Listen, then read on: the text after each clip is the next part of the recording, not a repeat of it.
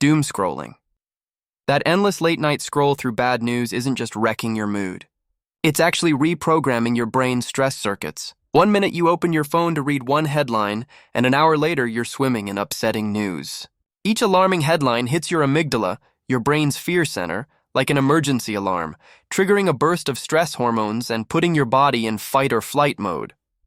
Do this every day, and you're effectively training your brain to stay on high alert all the time, like an engine revving nonstop. Ironically, doomscrolling also feeds your brain little hits of dopamine whenever you find new information, even if it's negative, which makes this habit horribly addictive. Over time, this vicious cycle strengthens neural pathways for anxiety and despair, wiring you to feel anxious by default. Even worse, after so much doom and gloom, your brain can start to find normal life dull. It's been conditioned to expect crisis and excitement 24/7, leaving you wired and tired. Multitasking. Think you're being extra productive by doing 5 things at once? Think again. Multitasking might feel like a superpower, but it actually scrambles your brain. Our brains aren't built to do tasks in parallel. They're rapidly switching focus, and that constant switching is like making your mind do jumping jacks non-stop. The result? You tire out your mental energy and make more mistakes. Over time, multitasking trains your brain to be distractible. You literally wire yourself to have a shorter attention span. Studies have found that chronic multitaskers struggle to focus even when they try to single task because their minds are used to flitting around. Some research even suggests that heavy multitasking is linked to reduced gray matter in areas that control attention and decision-making, basically shrinking your brain's focus muscle. And let's not forget the stress. Juggling too much spikes cortisol, so you're also conditioning your brain to feel anxious whenever it's working. In short, multitasking isn't boosting your brain. It's training it to be scattered and on edge. Overthinking. Ever catch yourself replaying the same worry on a loop? Overthinking is like a treadmill for your brain.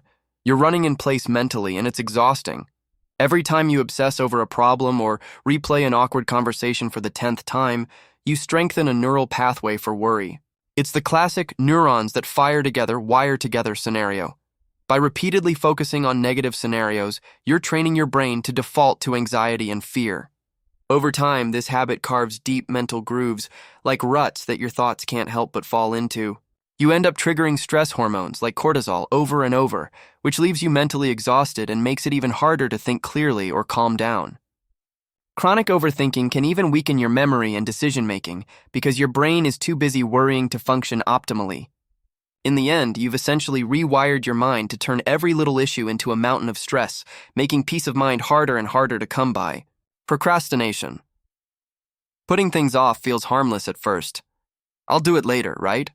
But procrastination is actually rewiring your brain's reward system. Here's how it works. You have a stressful task, you start to feel anxious or bored, then you decide to do something fun or easy instead. Instantly, you get a wave of relief. That relief is a hit of dopamine rewarding you for avoiding the hard thing. Basically, it's like giving candy to a crying toddler. Your brain quiets down, but now it's learned that throwing a fit, stress, will get a candy, distraction. Over time, you train your brain to always seek short-term comfort over long-term payoff. The next time you face an unpleasant task, your brain automatically says, hey, let's check social media instead, because it craves that quick dopamine fix. Meanwhile, the part of your brain responsible for self-control, the prefrontal cortex, isn't getting its reps in, so it weakens. Ironically, chronic procrastination leads to more stress. Deadlines loom and hover in your mind, keeping your brain in a subtle state of anxiety. In short, you're reinforcing a habit loop that makes it harder and harder to get things done, literally programming yourself to become more avoidant. Mindless scrolling. That endless social media scroll, think TikTok or Instagram's infinite feed, is basically a slot machine for your brain.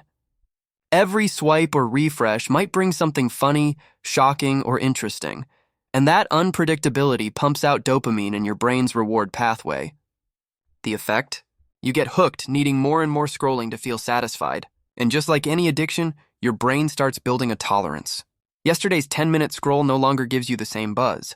Soon you're spending an hour swiping just to get that dopamine hit. Over time, this constant stimulation rewires your brain to crave instant gratification and novelty every few seconds. Your attention span starts to shrink. A 10-minute quiet activity feels unbearable because your brain expects a reward now, not later. It's like feeding your mind a diet of candy, sweet in the moment but leaving you malnourished in focus and patience. Many people find that after too much mindless scrolling, real life feels slow and dull. That's your brain, reprogrammed by social media to seek quick hits of entertainment rather than sustain attention on anything else. Chronic stress, always under pressure, whether it's tight deadlines, constant worrying, or just never giving yourself a break, living in stress mode will physically rewire your brain. When you're stressed, your body pumps out cortisol, fine in short bursts, toxic in long doses. Overexpose your brain to cortisol and things start to change. Your amygdala, the brain's fear center, grows more reactive and sensitive, while your hippocampus, the memory and learning center, starts to weaken and even shrink. In other words, chronic stress is like stretching a rubber band taut all the time. Eventually, it loses its elasticity. You end up more anxious, more impulsive, and with poorer memory, because the very structures that help you stay calm and think clearly are deteriorating. Even your prefrontal cortex, the rational decision-making part, gets hijacked by survival circuits, making it harder to concentrate or make good decisions under pressure. Essentially, being stressed out all the time wires your brain to stay in fight or flight mode, even when you're safe. It's a recipe for feeling perpetually on edge, and it accelerates mental burnout by literally changing your brain's architecture to focus on threats above all else. Negative self-talk and complaining. Constantly griping or putting yourself down. You might think you're just venting, but you're actually training your brain to default to negativity. Each time you complain about how awful everything is, or tell yourself you're not good enough, you reinforce those neural pathways. Over time, it's like carving a groove in your brain. Your thoughts start sliding into negativity automatically. Complaining also releases cortisol, the stress hormone, so you're bathing your brain in stress each time you do it. In fact, studies suggest that frequent negativity can even shrink your hippocampus, the part of the brain critical for memory and emotional regulation, essentially the same effect chronic stress has. What's more, complaining can be a bit addictive. It feels satisfying in the moment.